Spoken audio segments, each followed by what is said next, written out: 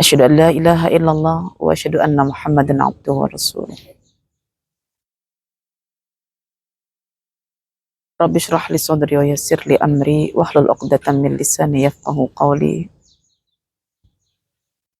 Rabbi zidni ilman warzuqni fahman amin ya rabbal alamin. Alhamdulillah, puji syukur bagi Allah yang masih menggerakkan kaki saya untuk melangkah dari satu tempat ke tempat yang lain bagi merasakan perubahan demi perubahan dalam sebuah kehidupan. Dalam sebuah kehidupan ini, titik yang paling indah ada pada diri kita.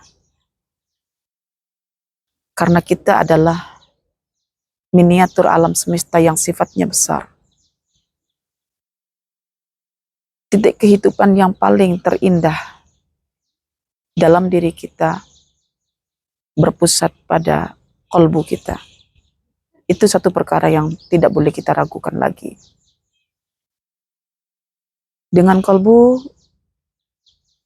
kita boleh memikir, dengan kolbu kita boleh memahami, dengan kolbu kita boleh mengingat, bahkan dengan kolbu kita boleh melihat.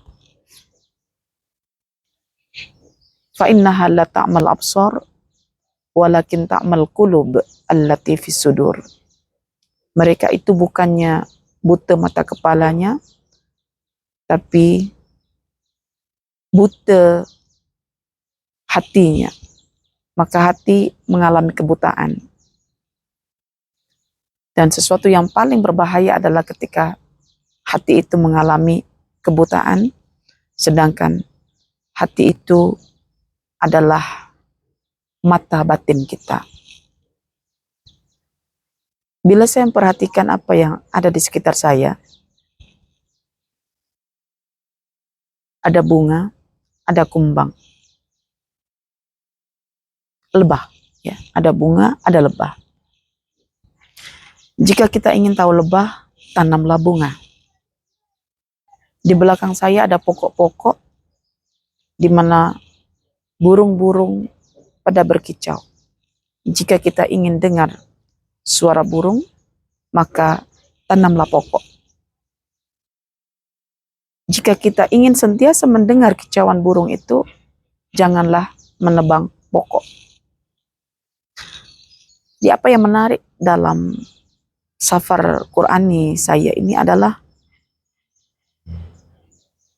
segala bentuk teori-teori ilmu yang telah saya baca dalam berbagai literatur yang ditulis oleh para ahli bijak, para filsuf,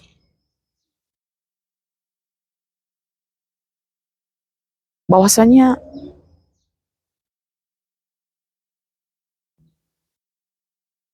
mendengar ilmu, memiliki ilmu, ada pengetahuan itu ternyata tidak cukup.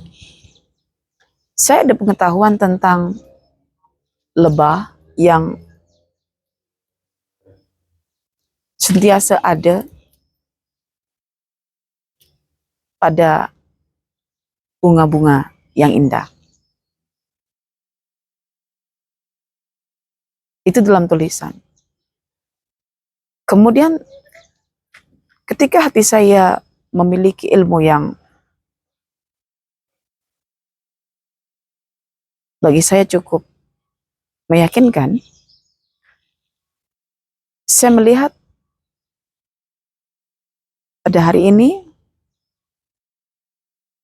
bunga yang indah yang berwarna merah ini ternyata didatangi oleh lebah.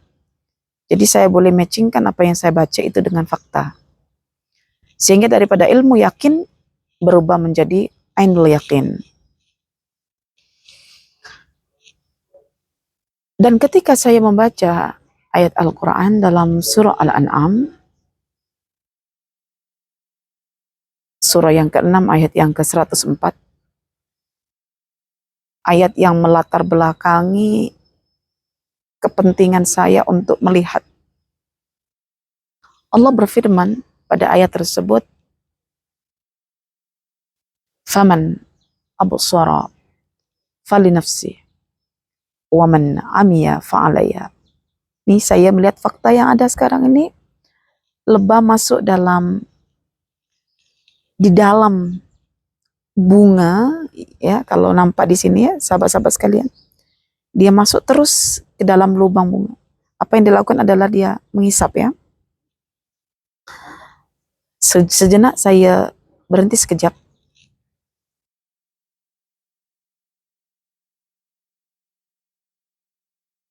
Cukup indah, ya, fenomena ini. Saya melihat bagaimana usaha lebah ini untuk menghisap saripati bunga yang terdapat di dalam. Dia nak masuk ke dalam. Ya, kalau sahabat-sahabat nampak, ya, dekat sini. Masya Allah. Oke. Pada ayat tersebut, Allah firman begini, "Faman absara," barang siapa yang mau melihat,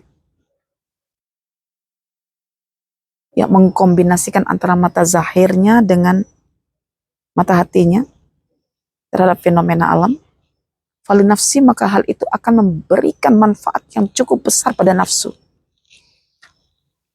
Wa man amiya fa'alaiha, dan barang siapa yang membuta, tidak mau melihat dengan mata hatinya fenomena ini, maka kerugian itu ada pada nafsunya nanti. Dari sinilah kenapa orang-orang bijak seperti Umar bin Al-Khattab, seperti Ali bin Abi Thalib, dan pada kemudiannya seperti Al-Imam Asy-Syafi'i, mengatakan bahwasanya jadilah engkau seperti lebah. Lebah itu akan sentiasa mendekati sesuatu yang indah, yaitu bunga. Dan janganlah engkau seperti langau, lalat hijau, karena ia akan sentiasa mendatangi yang namanya sampah. Bau wangian, bau busuk, itu objek dan yang mendatanginya juga berbeza. Secara zahirnya kita mungkin nampak memang lebah itu dia nihabi, lebahnya. Dia berusaha masuk ke dalam, dia akan berusaha untuk mendatangi bunga karena padanya itu ada saripatinya yang memberi manfaat untuk manusia nanti. Ya, kalau ingin hidup bermanfaat, kita boleh mencontoh lebah. Ya, karena selepas dia menghisap, dia akan memberi manfaat kepada yang lain, pada manusia dengan madunya. Dan lalat itu dia mesti akan memberi mudarat, ya, pada manusia ketika lalat itu menetaskan telurnya atau mengeluarkan telurnya. Ya, kalau lebah mengeluarkan madunya. Yang dikeluarkan lalat adalah ulat-ulat, ya, yang berbahaya dalam kesehatan tubuh badan kita, sedangkan madu adalah penawarnya untuk orang yang merasa kesakitan perut karena mungkin makan tadi telah dihinggapi lalat.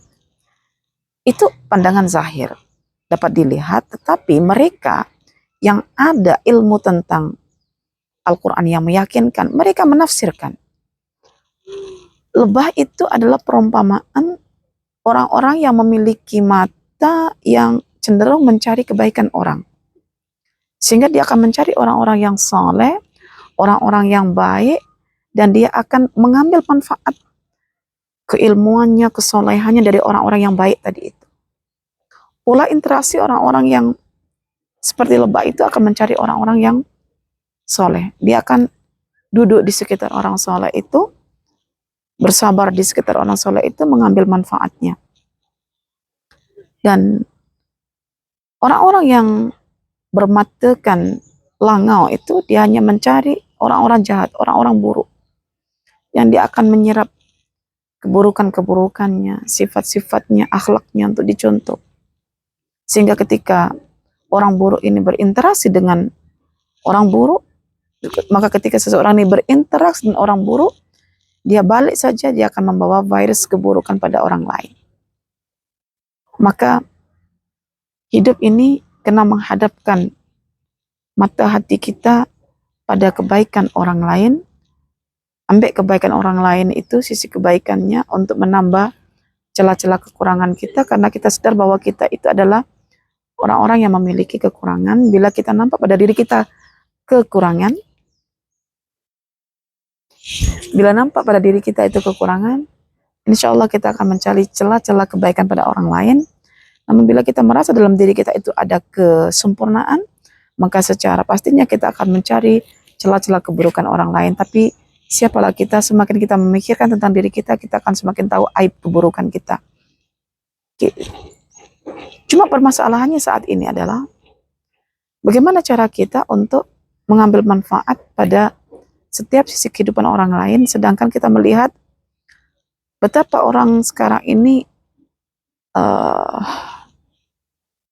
susah kita dapati yang boleh mengingatkan kita, mendekatkan kita kepada Allah Subhanahu wa Ta'ala.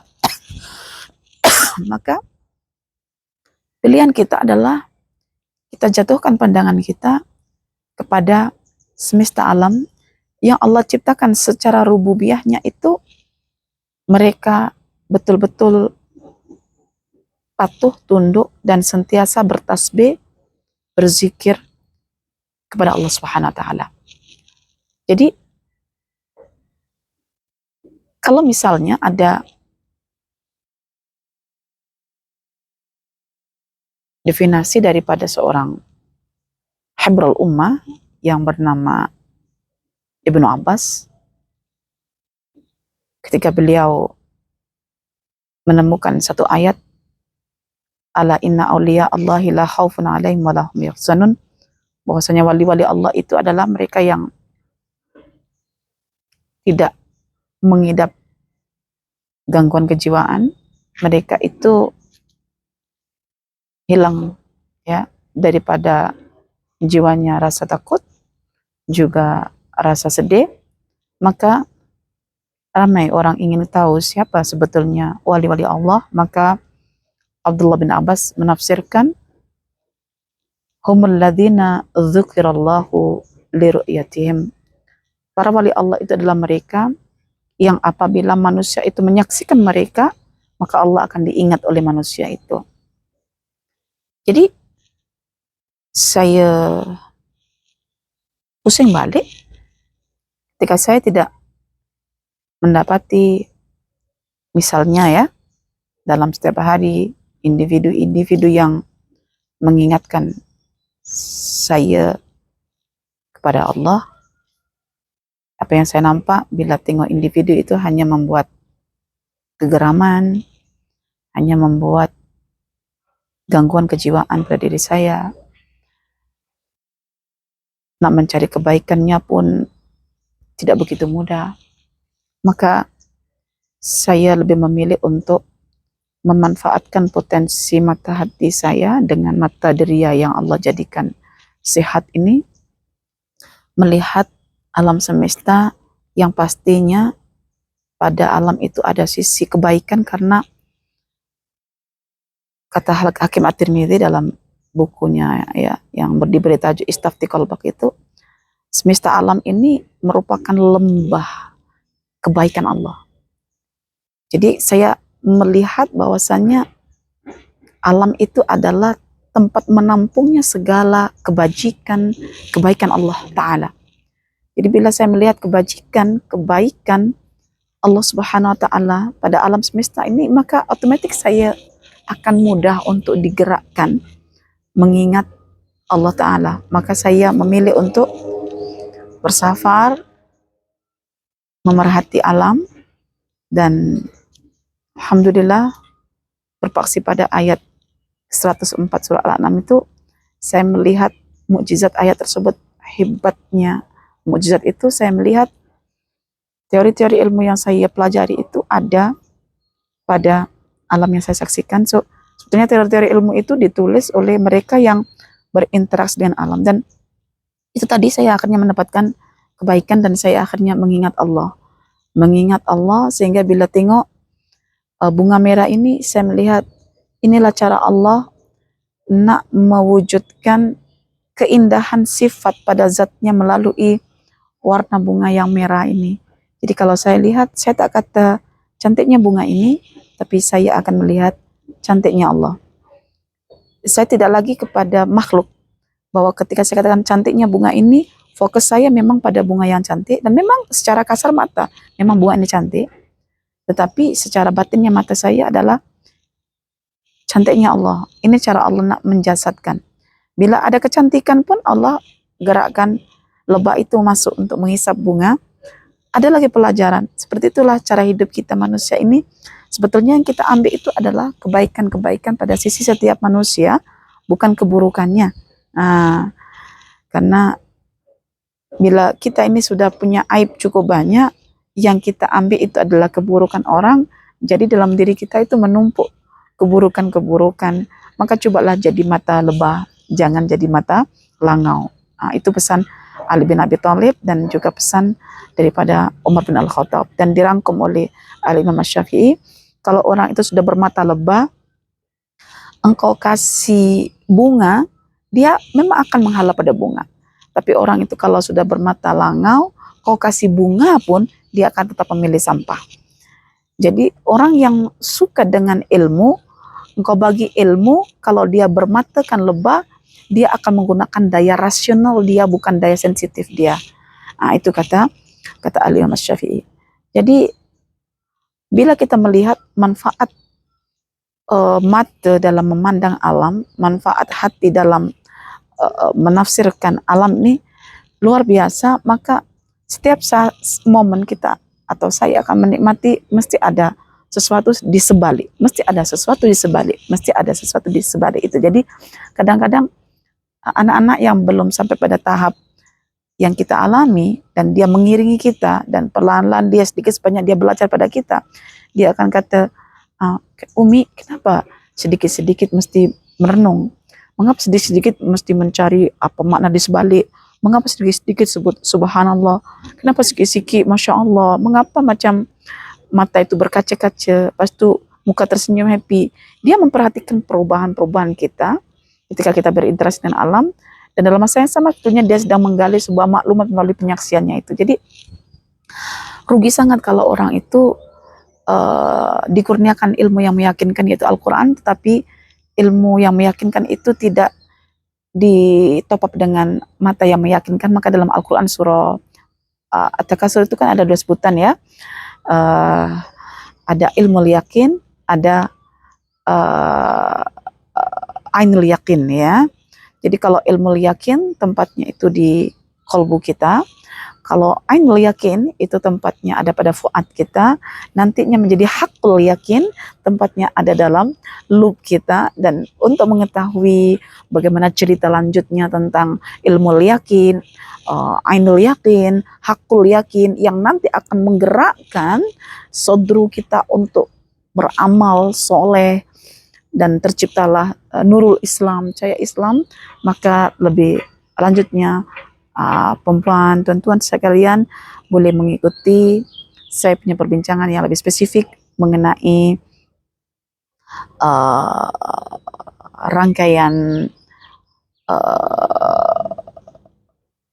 daya intelek manusia yang disebutkan melalui 4 lapisan, yaitu sodru, qalbu, fuadu, dan lubu, dengan tajuk seminar Istafti Qalbak. Cukup mempengaruhi pikiran saya adalah ketika penulis dalam buku Istafti Qalbak itu mengatakan orang yang punya pengetahuan tetapi membutakan matanya untuk menyaksikan alam, ibaratnya orang yang mengetahui tindakan jenayah, mengetahui tetapi dia buta sehingga kesaksiannya tidak diguna pakai karena mata tidak melihat. Insya Allah. Dan ketika Allah menjadikan kita sebagai syuhada, para saksi, itu bermakna jangan abaikan potensi yang namanya fuad, mata hati kita, untuk menyaksikan segenap ciptaan Allah Subhanahu wa Ta'ala yang menunjukkan kemahakuasaannya, kemahabesarannya, kemahaagungannya, kemahaindahannya, dan kemahasempurnaannya dalam urusan rububiyahnya, ya, uluhiyahnya, mulkiyahnya, ataupun dalam aspek-aspek lainnya. Wallahu a'lam. Aqulu qouli hadza wa astaghfirullah li wa lakum. Assalamualaikum warahmatullahi wabarakatuh.